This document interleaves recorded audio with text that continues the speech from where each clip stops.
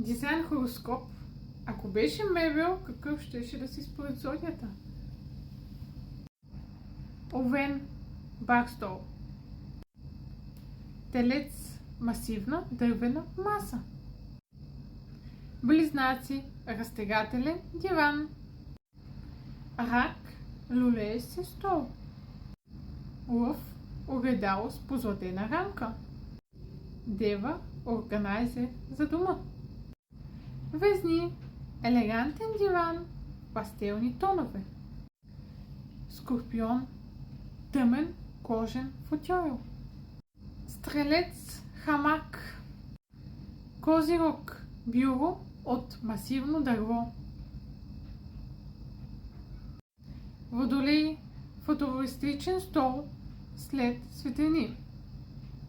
Риби, романтично легло с балдахин. Коя мебел си според зодията?